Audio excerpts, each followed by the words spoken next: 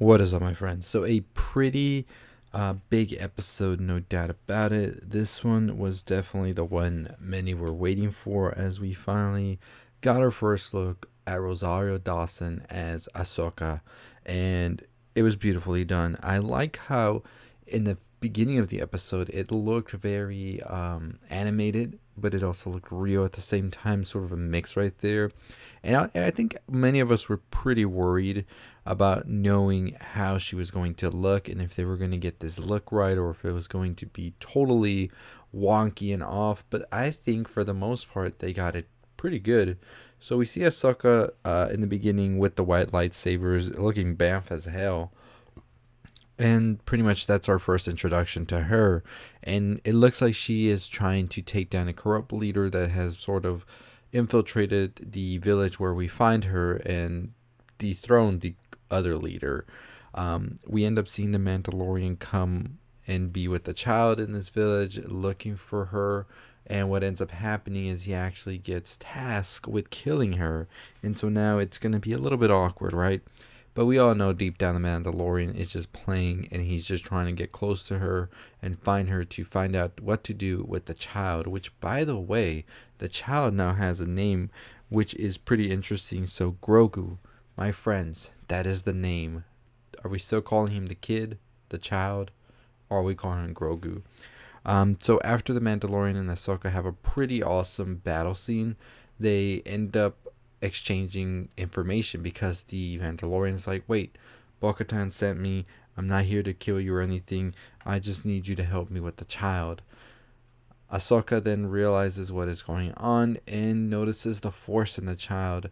And when the Mandalorian's like, well, can you train him and help him? She's pretty much like, no, I don't want to do this. I see what can happen with the Force and when it lands on the wrong hands, or individual, whatever, and what it can turn one into. And of course, we all know she's talking about Darth Vader, Anakin. They had some adventures in the Clone Wars.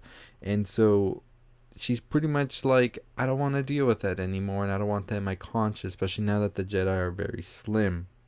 We do find out a little bit about Grogu, that he was actually already being trained in the Force by a couple of Jedi, and he was raised in the Jedi Temple as well. So I believe that Grogu's plan, as we all know for like ever watching this series, he has a pretty big plan and arc coming, and there was some sort of prophecy for him. I just feel it.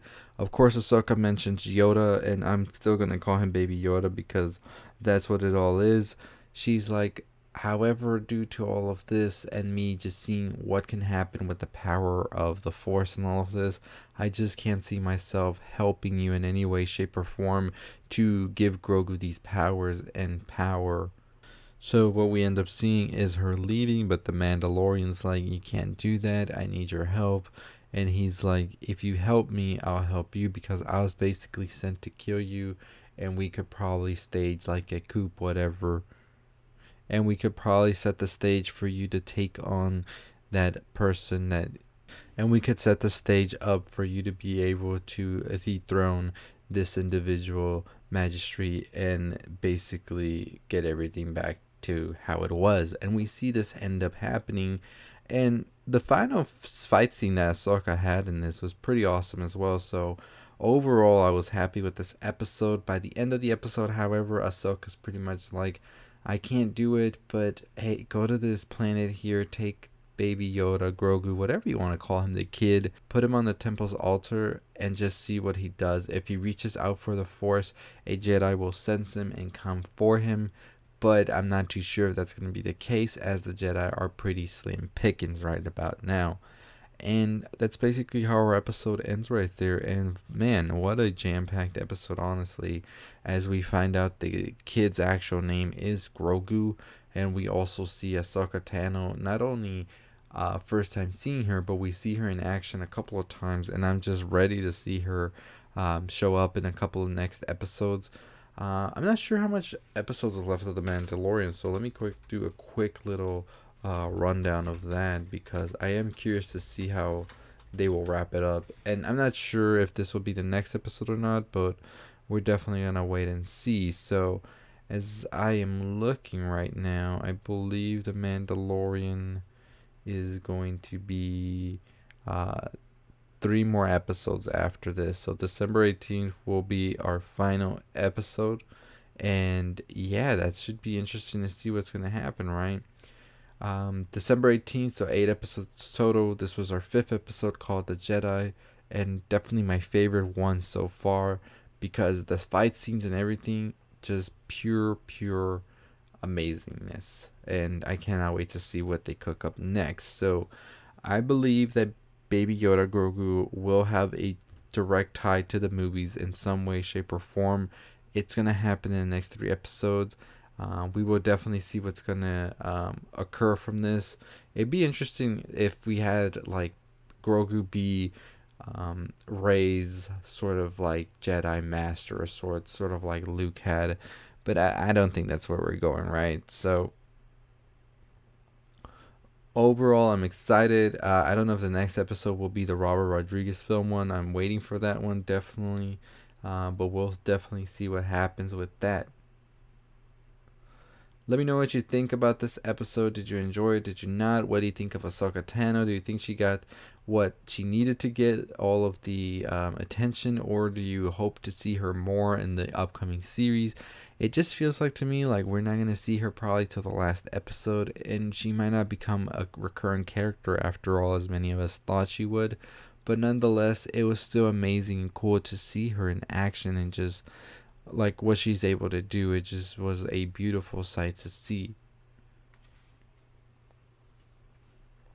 But anyways, as always, you haven't already subscribed to the channel. What are you waiting for? Hit that like, comment, share, all that good stuff. We are on the road to 20,000 subscribers. Let's get to it. Make sure you follow me on TikTok as well down below. At Campfire Tales is my horror TikTok.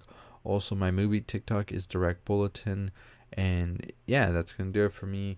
Hopefully, we can get to our goal of 20,000 subscribers pretty soon because I'm so happy that we got to 17 and we're itching closer to that 20K that I've been anticipating for a while now. So it feels so good and I cannot wait to see what else we have coming up.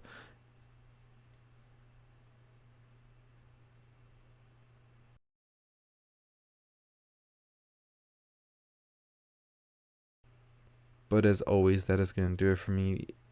If you haven't already subscribed, subscribe, hit that bell for notifications. I'll see all of you next time. Stay safe, stay positive. Hey, if you're still listening, why don't you go ahead and check out one of the videos on the left.